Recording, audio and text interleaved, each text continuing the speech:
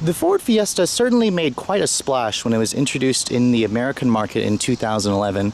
After 3 years on the market, Ford has seen fit to finally refresh their bread and butter subcompact car. Now, the Ford Fiesta falls into what Ford calls a super segment. That's vehicles that play in the subcompact, compact, midsize, and then small crossover. Ford actually has a vehicle in each of those categories that represents either a top seller or a top 3 seller. Now, the Fiesta is not the top seller that Ford was hoping.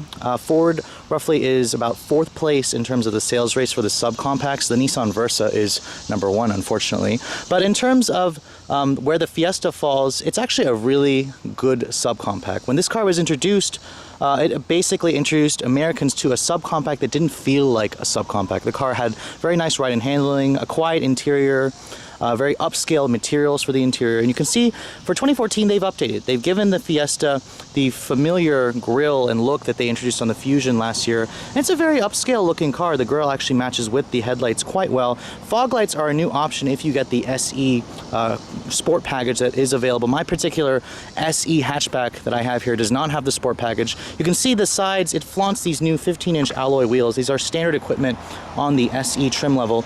You'll upgrade to 16s if you go for the Sport package. Coming at the rear, you have a new set of taillights here with some new chrome rings. You still don't get a chrome exhaust tip, but overall the design of the Fiesta is definitely very modern, very chic, and very attractive, especially in the hatchback body style. I always will prefer the hatchback. Now, the Fiesta still is available in 3 trims, the base S, the mid-level SE, and then the titanium. For 2014, there's also a Fiesta ST, but that's an entirely different review. Ford is only releasing the regular Fiestas for now. As soon as we get an ST, I will make sure and do a separate review for the ST to show you guys. Now, stepping into the interior, you can see the interior is pretty familiar. If you guys have had either the 2011 to 2013 Fiesta, this will look pretty familiar with some new updates here and there. Now, stepping in the vehicle, it is slightly lower to the ground, so you have to duck your heads just slightly. Now, here's the updated center stack in the Fiesta. It's pretty much looks just like the 2013 model. There is My Ford Touch available on the upper trims, but here's the key for the vehicle. The titanium is available with push button start. It's the only trim to offer it. You stick the key in, traditional Ford chime here. And you can see the instrumentation is actually updated with blue lighting and blue needles, changed from the previous red and orange for the 2013 model. And then, of course, what you're hearing is still the 1.6-liter 4-cylinder engine. It still makes the same pleasant noise. It's a pretty responsive motor. Now, in terms of the rest of the interior, you can see here, it hasn't really changed much on the baser models. You still get soft touch materials on the dashboard, and then you have pretty high quality fit and finish in here. On the door panels, it is hard plastic up here, just like the 2013 model, but it is softly padded right here. You can see there's some new silver trim in here that actually has a glossy finish. I definitely like the silver trim. You get this leather wrap steering wheel and automatic climate control. My particular tester has what Ford calls their comfort package. It rolls in the automatic climate control, the heated mirrors, and the leather wrap steering wheel, as well as the heated seats. It's a pretty good option for $300. You can see here at the center stack here, this is not Ford's My Ford Touch. If you get the Sport package, it includes a 6.5-inch screen. That is My Ford Touch. If you want a titanium, and it comes standard with it, same with the ST. Now, when you don't get it, you basically get all these buttons here. It's pretty well labeled, but there are a good amount of buttons here. This is basically just Ford's standard radio head unit. There's no satellite radio in this one. You do have to upgrade to that Sport package for $995. Now, you can see here, this is automatic temperature control. The Fiesta is actually the only subcompact car in the class, I believe, to offer automatic temperature control. It's only a single zone. It's a pretty good bargain for $290 for the comfort package. If you get the titanium and ST, it'll come standard with that. You can see here it's very European inspired. You have 1-level heated seats, your ambient lighting, and then, of course, here's the Fiesta's optional transmission. It's a $1095 option for the 6-speed power shift automatic transmission. Now, even though Ford likes to call it a power shift, this is a dual clutch automated manual transmission with 6 gears. It basically does not have a torque converter. It's got an automated clutch, so the car, when you drive it, it basically will feel like a manual at times. It'll roll back and it'll kind of be a little bit laggy. You have to get used to that. The benefits are no torque converter that results in power loss, and you get slightly better fuel economy and performance. Now, in terms of the rest of the center console here, you have cup holders, you have your sync with your USB input. Sync is now standard on this vehicle, even on the base S. So if you want Bluetooth, it comes standard on every Fiesta. You can see this center console here is new with the padded armrest lid. Before, you kind of had like a little fold-down armrest. You usually don't find center consoles in the subcompact class, so it's nice that Ford has included it. You can see here the glove compartment. It's the same, pretty large size. It's not damped or lined with felt. Overall, the interior of the Fiesta still represents one of the best in the class, and it definitely feels a lot more upscale than most of its competitors. Now, looking at the back seat, this is where the Fiesta falls behind the class leaders, especially the Nissan Versa. The rear seat of the Fiesta is just tight. I mean, this vehicle was designed for the European market, and it kind of carried over to the back seat here. Don't expect to find vents or anything special like that. There's not even a flat load floor here, but Ford does give you a cup holder with one map pocket. There's no center armrest here, but the seats do fold down 60/40. That's standard on every Fiesta. When you shut the door, the door panels here are hard plastic, but it's not even softly padded right here where your elbows are going to rest. So they did cheap out a little bit on the interior for the backseat passengers. Now, looking at the cargo capacity, this is also where the Fiesta trails its competitors. You're going to look at about 15 cubic feet of space with the seats up. Fold them down, it doubles to about a little over 30 cubic feet. That's roughly half of what a Honda Fit gives you. The Nissan Versa gives you about 50 cubic feet as well. You fold the seats down, the seats are not, they don't fold down very flat either. You have to basically lower this headrest here, push that seat forward. You can see the seat does not fold down too flat. Thankfully, if you get the Sport package or an upper trim Fiesta, you get a full-size spare tire. This one does have the temporary spare, but those of you who go for the upper trims will be treated to a full-size spare tire.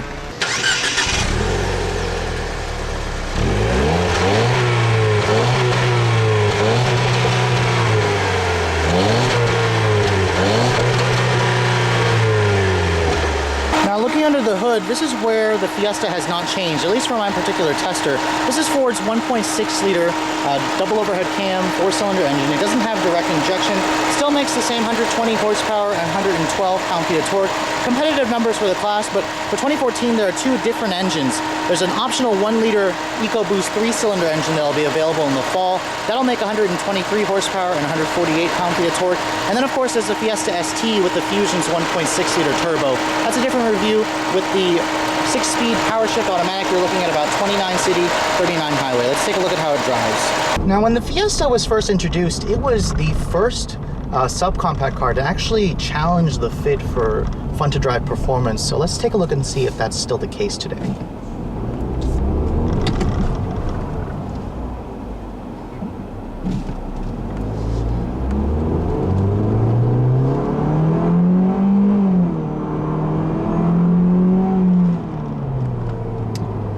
Now, the 2014 Fiesta still won't really blow you away with straight line acceleration. Cars in this class really just don't do that.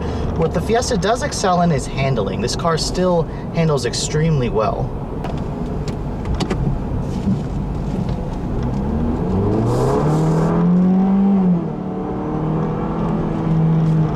The 6-speed power shift automatic transmission in this car actually has a new sport mode for 2014. Previously, there was just either your D or L, and then Ford has also included a little rocker switch here to engage manual mode.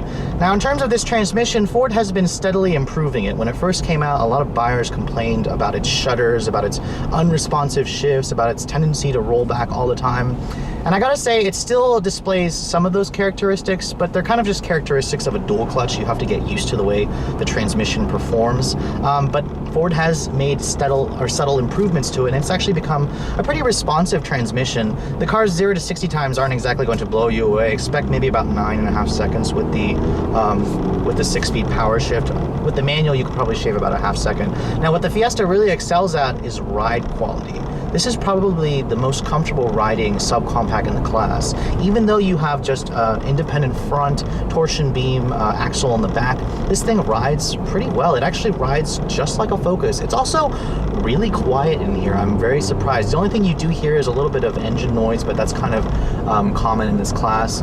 But the handling of this car is still great as well. The steering, while it is on the light side, this is Ford's electric power steering system, it provides a pretty good amount of feedback, and it just gives you the confidence to take corners. This thing feels really nimble, it feels really light, it feels really tossable. It makes you want to go faster and attack corners at higher speeds. Now, The seats in the Fiesta are also not bad. Most cars in the subcompact class have pretty atrocious seats, but the Fiestas are not bad. The cloth material is updated. It doesn't feel as cheap and scratchy as the 2013 model. And you can get leather if you want the titanium. The titanium does offer leather. A couple other things I'm really appreciating. I like the automatic climate control. I like the heated seats. I like the just the premium upscale ambience that this car's interior really gives you.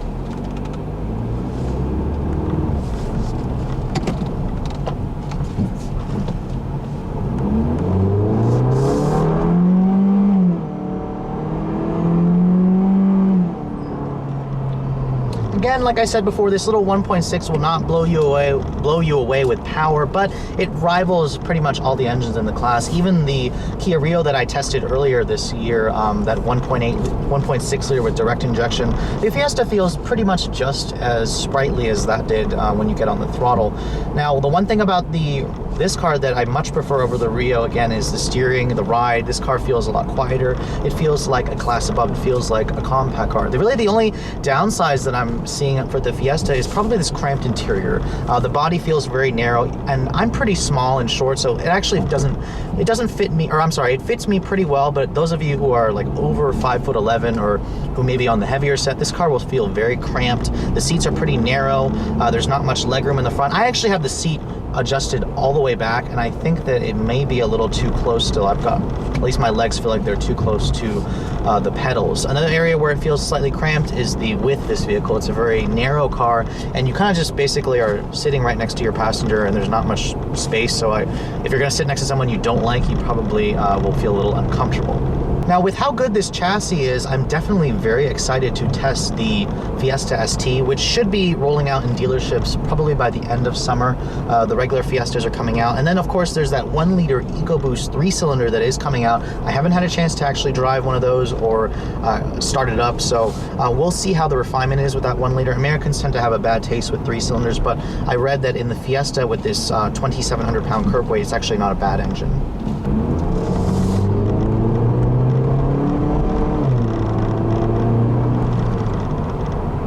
So that brings me to the conclusion of this review. The 2014 Fiesta is just now hitting your dealership lot. So if you guys are in the market for a subcompact car, should you put one on your list? Well, the answer is, depending on what your needs are, absolutely. The Fiesta offers the kind of premium ambience, upscale tech features, a nice ride and handling balance, and just the quietness of a compact car, but at the subcompact price level. Now, there are buyers out there who probably won't be too happy with the cramped interior. Some of you may have some questions with the My 4 Touch. For that, I probably would recommend checking out the Fiesta's competition, but with the 2014 updates, you can finally get features like a backup camera and navigation. Those were previously unavailable on the Fiesta, so Ford now makes it available. Now, when it comes to the price point, the Fiesta is on the higher end of the pricing scale. Now, a Honda Fit is about $18,500 for a sport model with an automatic.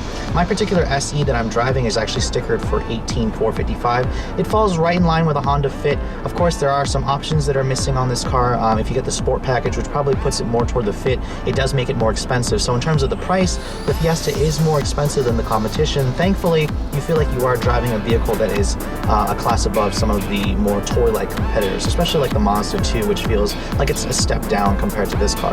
With all that said, I hope you guys have enjoyed my overview of this 2014 Ford Fiesta. If you guys are in the market for a subcompact, make sure you check one out. Thanks so much for watching, guys. I'll catch you all later.